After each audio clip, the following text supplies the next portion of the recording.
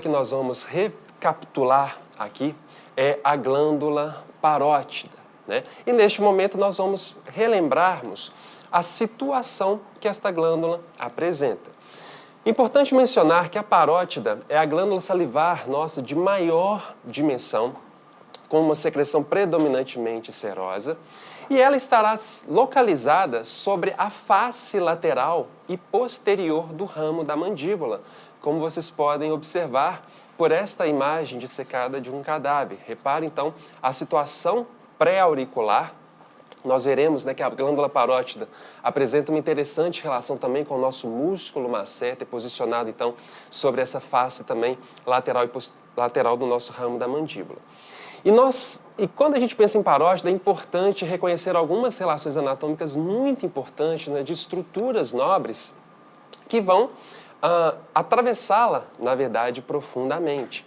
Então, num campo mais profundo, como vocês vão poder ver nesta próxima imagem esquemática, nós observamos três estruturas, né, extremamente nobres.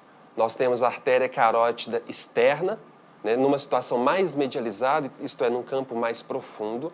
Nós temos a veia retromandibular numa situação intermédia, e nós teremos o nervo facial, numa posição mais lateralizada, cursando mais superficialmente também. Sobre essas estruturas, né, denotadas então por essa imagem esquemática, e depois nós teremos a oportunidade de visualizar no cadáver fresco, essa artéria carótida externa, relembramos, né, que é um dos ramos oriundos da bifurcação da artéria carótida comum, né, que vai se bifurcar então na artéria carótida externa, na artéria carótida interna, e essa carótida externa naturalmente vai distribuir diversos ramos que vão suprir todo um território, sendo muito importante para a irrigação arterial da nossa cabeça e também do pescoço. Já a veia retromandibular, nessa situação mais intermédia, é uma importante veia que vai receber drenagem, deve ter afluentes muito importante, como a veia temporal média. E essa veia retromandibular vai drenar, né, por seus ramos anterior e posterior, tanto para a veia jugular externa, quanto se juntar com a veia facial, compondo a veia facial comum e drenando também para a veia jugular interna. E o nervo facial, sétimo par de nervo craniano, responsável fundamentalmente pela inervação motora dos músculos da mímica facial, mas sendo importante também para a inervação parasimpática, né, por originar fibras parasimpáticas que vão atingir a nossa glândula submandibular e também a nossa glândula sublingual, né? Esta glândula parótida, ela é revestida por uma fáscia parotídea, né? Reparem por essa outra imagem a dispersão dos ramos faciais numa situação mais superficializada, ou seja, nesse posicionamento mais lateralizado em relação a essas outras duas estruturas nobres. E essa fáscia parotídea, então, vai revestir o parênquima glandular da parótida.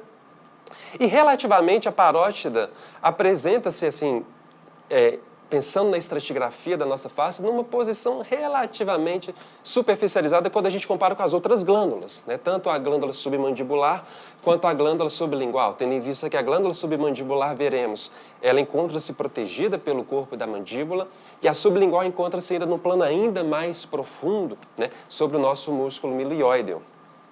A glândula parótida, se nós pensarmos estratigraficamente falando, sobre ela nós vamos ter uma membrana conjuntiva, né, que vai corresponder àquele sistema musculoaponeurótico superficial. Sobrejacente a ele teremos ainda o tecido adiposo subcutâneo, né, os coxins adiposos superficiais e a pele. Então, é uma estratigrafia relativamente curta quando a gente pensa, então, em eventuais acessos, né, ou intercorrências que possam atingir esta glândula parótida. Um outro detalhe anatômico importante é sobre o ducto parotídeo, né, que vai então corresponder ao canal responsável por conduzir então essa secreção salivar produzida por este parênquima glandular. E o ducto parotídeo, ele tipicamente vai seguir lateralmente ou no interior da extensão bucal do corpo adiposo da bochecha. Então, reparem na imagem que nós observamos ele cursando lateralmente ao masseter, né? Então ele segue superficialmente, lateralmente ao masseter. Ao tangenciar a margem anterior deste músculo, o ducto parotídeo sofre uma angulação de 90 graus para perfurar o músculo bucinador, que é aquele músculo que compõe a parede lateral da nossa cavidade bucal.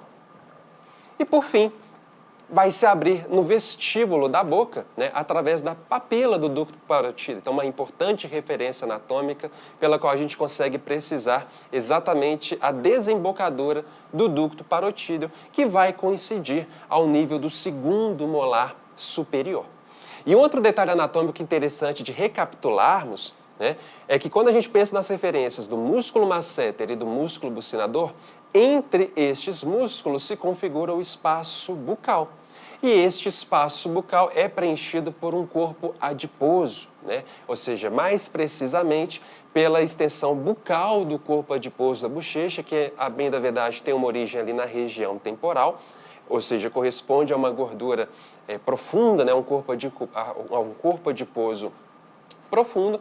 E é muito interessante a gente entender as possíveis relações deste ducto parotídeo com o corpo adiposo da bochecha, como eu demonstro nesse slide, eu reforço, na verdade, no slide, ou seja, que tipicamente o ducto parotídeo vai cursar lateralmente, né, ou seja, apresentando uma relação mais superficializada, mas ou mesmo no interior da extensão bucal desse corpo adiposo da bochecha. E por que essa informação anatômica é importante? Pois quando a gente pensa em procedimentos como a bichectomia, que visa a retirada, né, a remoção dessa extensão bucal do corpo adiposo da bochecha, podem ocorrer intercorrências, podem se configurar algumas complicações, como, por exemplo, eu trago esse paper, na verdade, ou seja, que trata de modo generalizado sobre complicações associadas ao procedimento, né, à cirurgia de bichectomia, e dentro dessa interessante revisão, eu extraí o seguinte excerto, né, que diz que entre complicações de maior complexidade associadas à bichectomia, lesões de ducto da glândula da parótida podem acontecer, né? Ou seja, não somente lesão de ducto da glândula da parótida, mas paralisia facial também. A paralisia facial também pode acontecer caso seja atingido alguns dos ramos dos nossos nervos faciais, né? E entender anatomicamente essas relações entre essas estruturas nobres, naturalmente, é muito importante para se ter um melhor planejamento e um melhor êxito também naquele procedimento que for ser realizado. Bom, eu vou então, neste momento, demonstrar para vocês aqui nesse cadáver fresco algumas dessas interessantes relações associadas à nossa glândula parótida, né? Então reparem que neste espécimen aqui dissecado, eu estou rebatendo aqui o tecido subcutâneo, né? E aqui já foi aprofundada a dissecação, de modo que nós isolamos por completo a glândula parótida, como vocês podem observar aqui.